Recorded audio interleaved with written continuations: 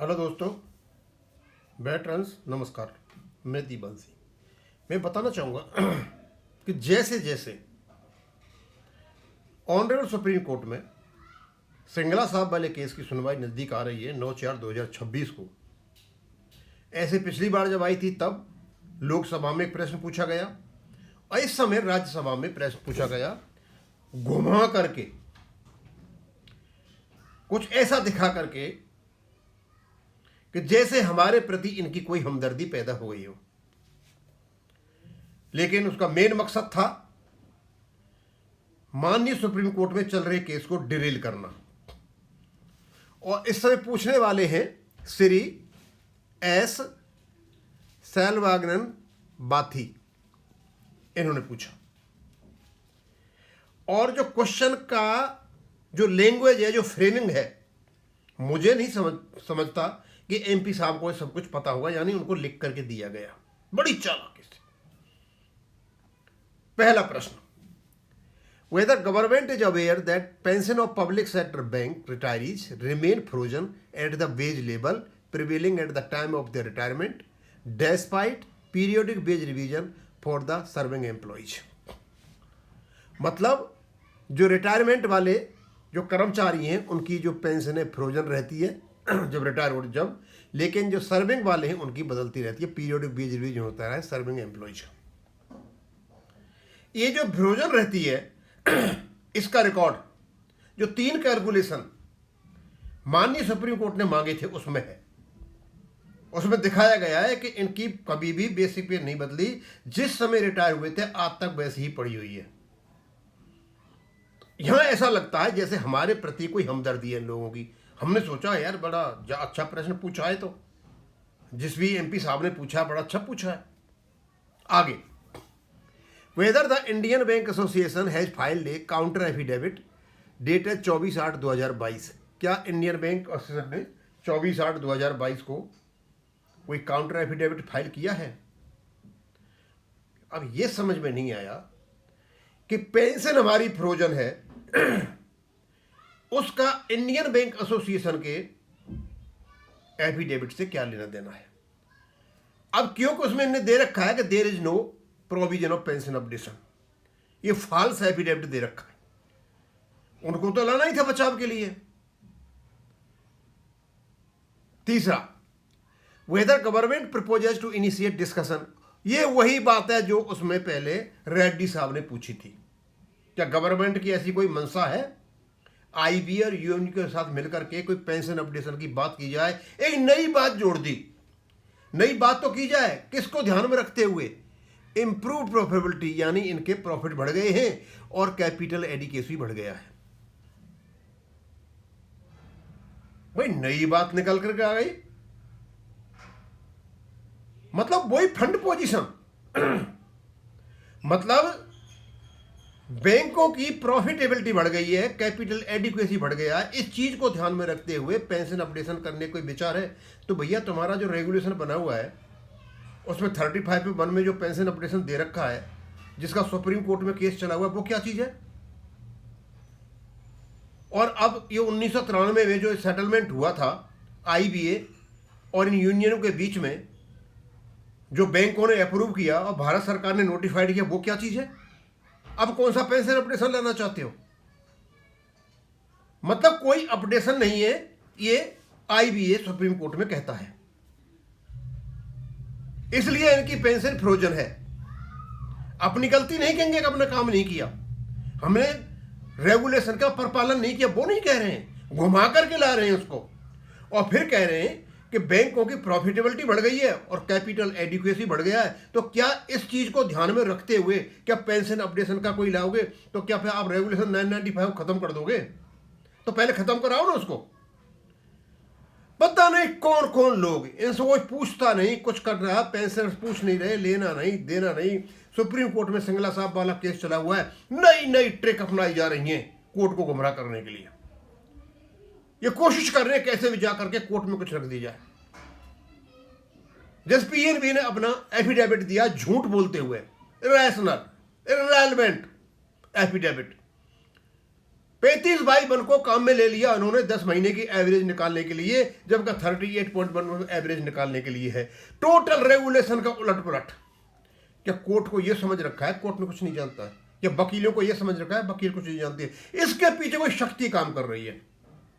अब शक्ति कौन काम करेगी? ये बड़ा दिमाग किसका काम करेगा कंफ्यूज करने के लिए? ये तो स्वाभाविक सी बात है, भारत सरकार के वकील। अब सामने तो आ नहीं सकते, इस तरीके से घुमा करके चीजों को ला रहे हैं कि माननीय सुप्रीम कोर्ट में कोई कंफ्यूजन क्रिएट कर दी जाए, लेकिन वो होने वाला नहीं है कुछ भी। आपके रेगुलेशन में 1/1/1986 से लेकर के 31/10/1987 तक अपडेशन हुआ है, आगे क्यों नहीं हुआ? इन सब चीजों को रोकने के लिए काम कर रहे हैं। अब इसका जवाब क्या है आप जानते ही हो। जवाब तो वही घिसा पटा जो पहले वाला, और तो कोई नया तो आएगा नहीं। ये कहते हैं A to C, यानी यहां साफ सारा ही ले लिया उन्होंने।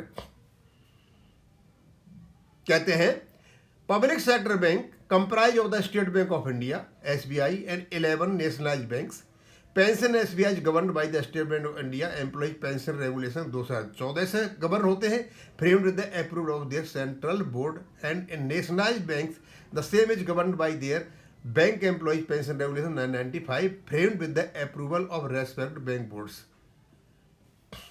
भाई अब रेस्पेक्टिव बैंक बोर्ड से इस काम को कर रहे हैं, उनकी अनुमति देती है। IBA कहां से बीच में आ गया?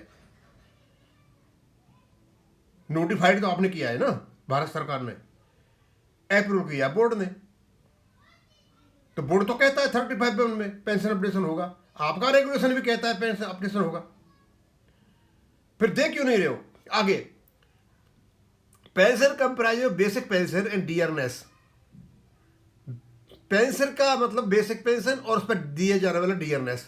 While the basic pension of PSB retirees remain fixed and DR is increase from time to time. Pension fix रहती है और DR समय समय पर बढ़ता है। DR से क्या संबंध है भाई अपडेशन का? इससे DR तो इन्फ्लेशन के लिए होता है, ये कौन सा नई चीज कर रहे हो आप?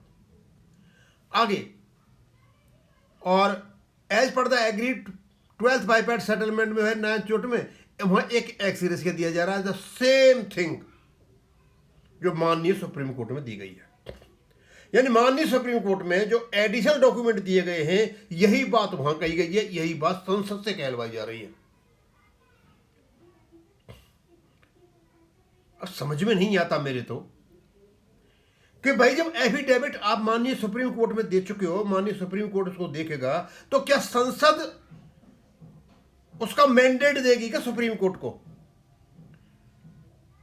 संसद के बनाए हुए कानून जुडिशियल रिव्यू होते वक्त हमने रिजेक्ट होते हुए देखे जुडिशरी में।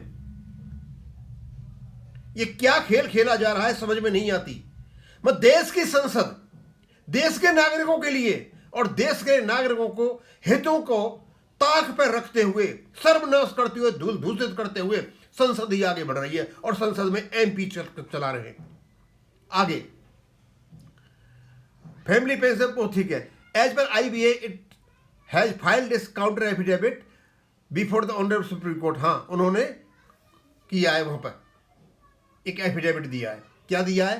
The pension regulation of PSB do not have provision of pension updation, also no proposal to update the pension of retirees beyond the existing provision of the relevant provision at presently. वो कहते हैं कि कोई updation नहीं है। अब यहां फंस गए ये, इन्होंने किया, यानी ये एक प्रकार का सर्टिफिकेट मिल गया कि हाँ IBA ने माननीय सुप्रीम कोर्ट में झूठ बोला है। इसका कंफर्मेशन राज्यसभा से भी दिया जा रहा है। अब ये कोर्ट देखेगा कि पेंशन अपडेशन है या नहीं। पेंशन अपडेशन है तो IBA झूठ बोल रहा है। IBA अपनी जान बचाने के लिए विभिन्न तरीके अपना रहा है।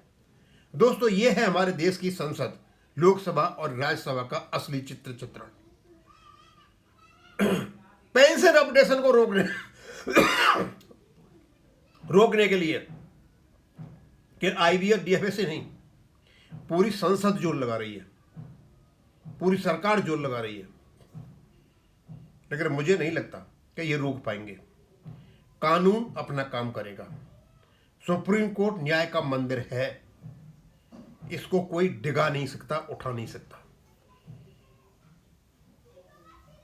पेंशन फ्रोजन रहती है, अपडेशन लिखा हुआ है, अपडेट करना पड़ेगा। डीआर से अपडेशन नहीं होता।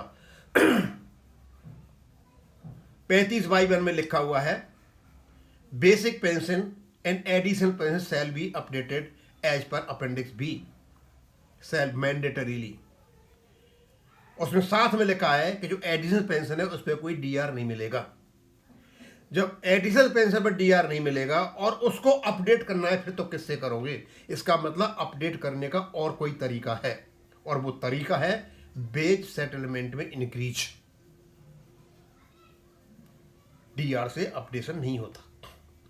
आप कितना ही जोर लगा लो, इस जोर से कोई फर्क नहीं पड़ रहा है। संसद में निकालो, राज्यसभा में कराओ, लोकसभा में लेकर के आओ, कहीं से भी लेके आओ, माननीय सुप्रीम कोर्ट न्याय करेगा और न्याय होगा। अब यहीं खत्म करेंगे। थैंक यू, धन्यवाद।